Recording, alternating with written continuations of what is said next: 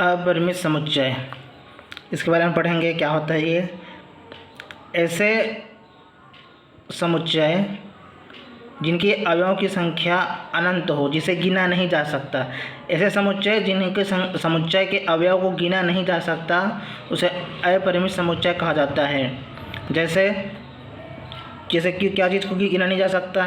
जैसे हम बात करें विषम संख्या की बात करते हैं तो क्या होता है, ये भी इसको अनंत संख्या है, इसको गिन नहीं सकते। जैसे 1, 3, 5, 7, 9, 11 इस प्रकार से चलता रहेगा, अनंत है ये। इसे अपरिमित समुच्चय कहा जाएगा। जैसे सम संख्या 2 है, 4 है, 6, 8, 10, 12 इस प्रकार से ये भी अनंत है। सम संख्या भी अनंत है, विषम संख्या भी अनंत है। इसको गिना नहीं जा सकता। मतलब ऐसे समुच्चय जिनके अवयवों को गिना नहीं जा सकता अपरिमित समुच्चय कहलाता है। इसको गिन सकते हैं क्या? कितने सम संख्या है? तो सम संख्या अनंत है, मतलब उसको अंत ही नहीं है, वो बहुत सारा है। यहाँ पर 12 मतलब लिखते एक पेज भी ख़त्म हो जाएगा, लेकिन एक पेज भर जाएगा लेकिन पूरा नहीं होगा लिखने में, और बाकी रहेगा। मतलब अनंत है, जिसको दर्शाया नहीं जा सकता। मतलब इसको कह सकते हैं अपरिमित समुच्चय जिनमें अवयवों की संख्या गिना नहीं जा सकता। अब अवयव तो बारे में पता होगा आप लोगों को, नहीं पता हो तो बता देता हूँ अवयव क्या होता है। साइड में कर देता हूँ अवयव। जैसे हमारे परिवार में कौन कौन होते हैं? माता जी होते हैं, पिताजी, भाई बहन, ये सब होते हैं ना, दादाजी, दादी जी। तो ये सब क्या होते हैं? परिवार का सदस्य। इनको क्या कहते हैं? इनको कहते हैं सदस्य। परिवार के ये लोग सदस्य हैं, ठीक है। कोई सर्वे करने आता है तो उनको अगर पूछता है कि आपके परिवार में कितने सदस्य हैं, तो कितने सदस्य इन्हीं को तो बताया जाएगा। माता जी, पिताजी, भाई बहन, दादा दादी जितने भी रहेंगे उन सभी को तो बताया जाएगा। तो उसी प्रकार इसको समुच्चय में लें। समुच्चय एक प्रकार का संग्रह होता है। सुपरिभाषित संग्रह को समुच्चय कहा जाता है, जिनमें जैसे 1 है, 2 है, 3 है, इस प्रकार से डेट कर दें कोष्टक, ये सर्पाकार कोष्टक के अंदर है। मतलब इसमें अनंत है, अनंत संख्या है, तो उसको कह सकते हैं। मतलब तो इन 1, 2, 3 इसे कहते हैं अवयव। मतलब इस सदस्य को अवयव कहा जाता है। मतलब ये समुच्चय बन गया एक प्रकार का, और इन समुच्चय के सदस्य को अवयव कहा जाता है, ठीक है। कोई समुच्चय है, जैसे ए नाम दिए समुच्चय है, इसको कर दिए 1, 2, 3 100। तो ये क्या हुआ? ये अवयव है, ये भी अवयव है। एक अवयव है समुच्चय ए का। इसको अगर प्रदर्शित करते हैं तो 1 बिलोंग्स टू ए, मतलब एक अवयव है एक समुच्चय ए का।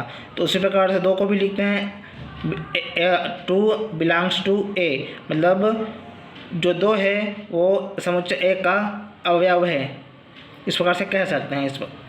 तो ये तो हालांकि ये परिमित समुच्चय है, अपरिमित समुच्चय नहीं है, ये परिमित समुच्चय है। लेकिन हम इसमें अवयव को समझ रहे हैं ना, तो इसके लिए हम अवयव को समझ सकते हैं। इसमें इस प्रकार से लिखते हैं। अगर अवयव का सदस्य नहीं होगा, जैसे इसमें क्या है 102 नॉट बिलोंग्स टू ए, मतलब समुच्चय ए में 102 अंक नहीं है। यहाँ लिखा ना, मैं 1 से 100 तक लिखा हूँ मैं, तो 102 इसमें नहीं है। मतलब इसको नॉट बिलोंग्स टू क्रॉस कर देते हैं। इसको बिलोंग्स टू मतलब ये चिन्ह है, बिलोंग्स टू मतलब सी कर देते हैं, सी और बीच में हल्का सा चिन्ह लकीर, तो ये होता है belongs to, not belongs to. इसमें क्रॉस कर देंगे तो नॉट बिलोंग्स टू हो जाएगा। मतलब 102 इसमें नहीं है, मतलब 102 समुच्चय ए का अवयव नहीं है। तो यहाँ पर एक समुच्चय ए का अवयव है, इस प्रकार से इसको अवयव कहा जाता है। तो अब आते हैं अपरिमित समुच्चय में। अपरिमित समुच्चय में ऐसे समुच्चय जिनमें अवयवों की संख्या गिना नहीं जा सकता, अनंत होती है, उसे अपरिमित समुच्चय कहा जाता है। तो परिभाषा में इसको लिख सकते हैं, परिभाषा लिख देते हैं एक प्रकार का। परिभाषा के बारे में बात करते हैं। एक मिनट, ये बंद क्यों नहीं हो रहा है। इस पर हमें परिभाषा लिख देते हैं, वह समुच्चय जिनके अवयवों की संख्या अनंत हो अपरिमित समुच्चय कहलाता है। अनंत मतलब जिसको गिना नहीं जा सकता वो अनंत हो जाता है। उदाहरण के रूप में लिखें, जैसे इसको उदाहरण कह सकते हैं तारों का। आकाश में जो तारों का समुच्चय है, तारों को गिना नहीं जा सकता अंतरिक्ष में, आकाश में, तो उसको भी उदाहरण माना जा सकता है। या फिर और वो तो डेली लाइफ में यही हो गया, आकाश में तारों की संख्या, आकाश में तारों का समुच्चय, उदाहरण भी लिख सकते हैं। आकाश में तारों का समूह समुच्चय, यह है अपरिमित समुच्चय का उदाहरण है। ठीक है, अपरिमित समुच्चय का उदाहरण है। जैसे और विषम संख्याओं का समुच्चय भी बोल सकते हैं, विषम संख्याओं, और जैसे और भी उदाहरण जैसे लिख सकते हैं एक करके, इसमें लिख देते हैं x सच दैट x एक सम संख्या है, एक सम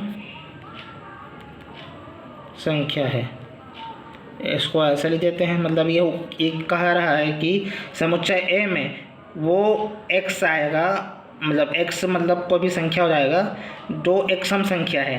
तो अगर ये हुआ का समुच्चय निर्माण रूप में, अगर इसी को रोस्टर रूप में लिखें तो क्या लिखेंगे, इसी को रोस्टर रूप में x एक सम संख्या है, मतलब यहाँ पर x के स्थान पर हम सम संख्याओं को लिखेंगे। जैसे 2 है, 4 है, ये सम संख्या है, 6 है, 8 है, ये सम संख्या है, और कौन सा है, 10 है, 12 है, इस प्रकार से ये सम संख्या है।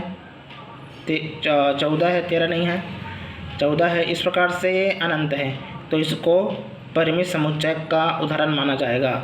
ये हुआ रोस्टर रूप, समुच्चय निर्माण रूप में, ये होता है रोस्टर रूप में, इसको कहते हैं रोस्टर फॉर्म। रोस्टर फॉर्म ये समुच्चय निर्माण रूप में है। ठीक है, इस प्रकार से अनंत संख्या अनंत होता है, इसमें संख्याएं जो अवयव जो होती हैं वो अनंत होती हैं। उसको भी लिख सकते हैं, विषम संख्या को भी लिख सकते हैं। x सच दैट x एक विषम संख्या है, विषम संख्या है। ठीक है, ये हो गया, ये भी अनंत है।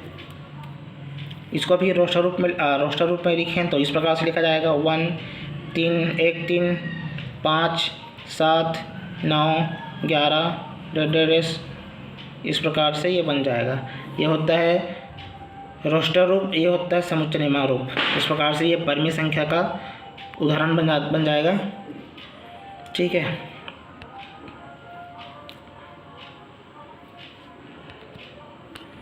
इस प्रकार से हम लोगों ने परिमित समुच्चय के उदाहरण देखे, परिभाषा देखें। ठीक है, विषम संख्या है, इसको कहते हैं अपरिमित संख्या बोल देते हैं, इसको भी अपरिमित संख्या बोल देंगे, क्योंकि उसमें संख्या को गिना जा सकता, कितने संख्या गिना नहीं जा सकता, वो अपरिमित समुच्चय होता है। जैसा यहाँ पर मैंने लिखा 1 2 3 100, मतलब इसको गिना जा सकता है ना, 100 तक की पकड़ा है, मतलब 100 तक इसको गिना जा सकता है। गिनने में टाइम लगेगा, लेकिन गिना तो जा सकता है। इसमें चाहे 1 करोड़ हो 2 करोड़ हो, उसको गिना तो जा सकता है। तो उसको परिमित संख्या अपरिमित संख्या नहीं कहेंगे, मतलब अपरिमित संख्या नहीं कहेंगे, क्योंकि इसको गिना जा सकता है। 100 तक की संख्या तो गिना जा सकता है, तो इसको अपरिमित समुच्चय का उदाहरण नहीं है ये वाला। ये अपरिमित का समुच्चय का उदाहरण नहीं है, केवल अवयव को बताने के लिए मैं इसको उदाहरण लिया था। ठीक है, ए बिलोंग्स टू एक बिलोंग्स टू ए, मतलब जो ए है, एक है, वो समुच्चय ए का अवयव है, ऐसे दर्शाया जाता है इसको। तो इस प्रकार से अपरिमित समुच्चय के बारे में पढ़ें, परिभाषा देखें, उसको कुछ उदाहरण भी देखें। इस प्रकार से उम्मीद करता हूँ कि आप लोगों को समझ आ गया होगा। आज के लिए इतना ही।